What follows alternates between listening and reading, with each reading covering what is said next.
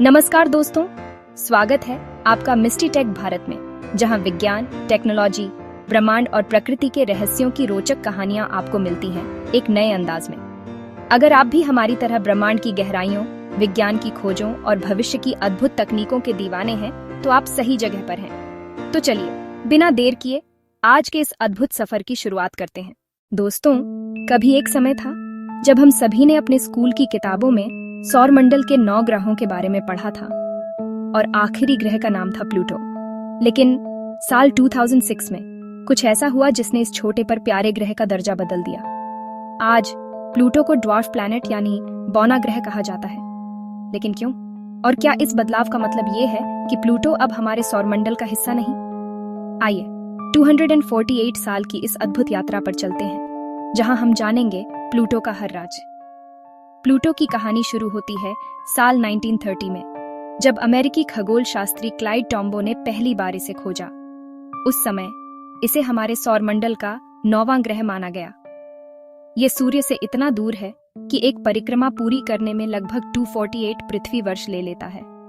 मतलब जिस दिन प्लूटो ने अपनी यात्रा शुरू की थी, तब धरती पर अभी अभी अमेरिका में महामंदी का दौर शुरू हुआ था और वो यात्रा अब तक पूरी नहीं हुई। प्लूटो सौरमंडल के किनारे स्थित काइपर बेल्ट नामक क्षेत्र में है। ये एक कॉस्मिक स्टोरेज जोन की तरह है, जहां बर्फीले पत्थर, छोटे छोटे ग्रह और धूमकेतु जैसे ऑब्जेक्ट मौजूद हैं। प्लूटो इस बेल्ट का सबसे बड़ा ज्ञात सदस्य है।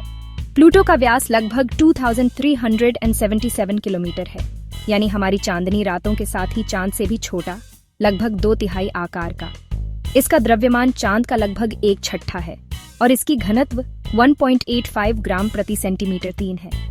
ये न केवल आकार में छोटा है, बल्कि इसकी सतह बेहद दिलचस्प है। यहाँ आपको मिलेंगे बर्फ के पहाड़, जमे हुए नाइट्रोजन के मैदान और शायद क्रायोवोल्केनो यानी बर्फ के ज्वालामुखी। प्लूटो की सतह पर एक बहुत ही प्यारा फीचर है, टॉम्बोरेजियो। ये एक दिल के आकार का विशाल मैदान है जो नाइट्रोजन आइस से ढका हुआ है। इसे देखकर लगता है जैसे ब्रह्मांड ने इस छोटे से ग्रह के लिए अपने प्यार का इजहार किया हो। प्लूटो का वातावरण बेहद पतला है, जो मुख्य रूप से नाइट्रोजन से बना है, साथ में थोड़ी मीथेन और कार्बन मोनोऑक्साइड भी। जब प्लूटो सूर्य के करीब आता है, तो उसकी सतह की बर्फ पिघलकर गैस में बदल जाती है और वातावरण फैल जाता है। लेकिन जब ये दूर चला जाता है, तो ये वातावरण जमकर सतह पर वापस गिर जाता है। कम गुरुत्वाकर्षण पृथ्वी का सिर्फ 6% होने के कारण इसका वातावरण ज्यादा फैल जाता है। वैज्ञानिक मानते हैं कि प्लूटो का कोर चट्टानों से बना है, जिसके ऊपर मोटी परत में पानी की बर्फ है। कुछ प्रमाण ये भी बताते हैं कि इसकी बर्फीली परत के नीचे तरल पानी का महासागर छुपा हो सकता है। सोचिए, इतनी ठंडी जगह, लेकिन अंदर शायद पानी की लहरें। प्लूटो की कक्षा बाकी ग्रहों से अलग है। ये अंडाकार और झुकी हुई है। इसकी एक परिक्रमा 248 साल में पूरी होती है। ये नेपच्यून के साथ एक 2-3 ऑर्बिटल रेजोनेंस में है, यानी जब नेपच्यून 3 चक्कर लगाता है, प्लूटो 2 लगाता है।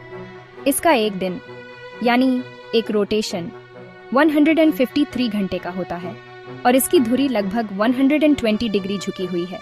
मतलब ये लगभग लेट कर घूमता है, जिससे वहां के मौसम बेहद अजीब होते हैं। प्लूटो के पास 5 चांद हैं: चारन, निक्स, हाइड्रा, केरबेरोस और स्टिक्स।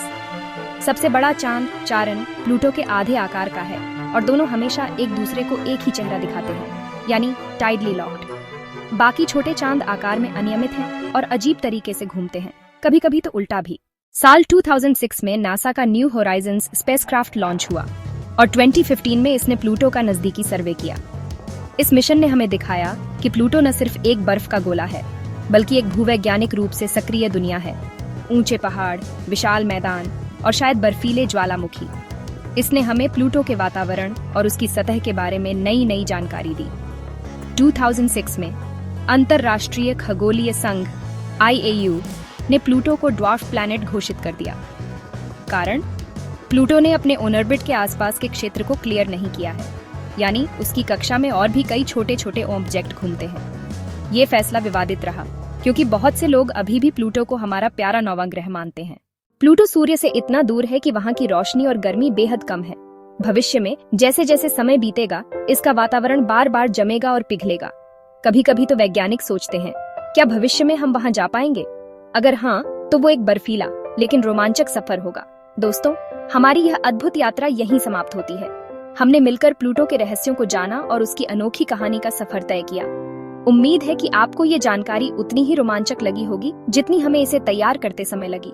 अगर आपको हमारा वीडियो पसंद आया हो तो लाइक और शेयर करना न भूलें और मिस्ट्री टेक भारत को सब्सक्राइब जरूर करें ताकि अगली बार हम आपको ब्रह्मांड के किसी और रहस्य से रूबरू करा सकें। फिर मिलेंगे अगले एपिसोड में। तब तक के लिए धन्यवाद और जय हिंद।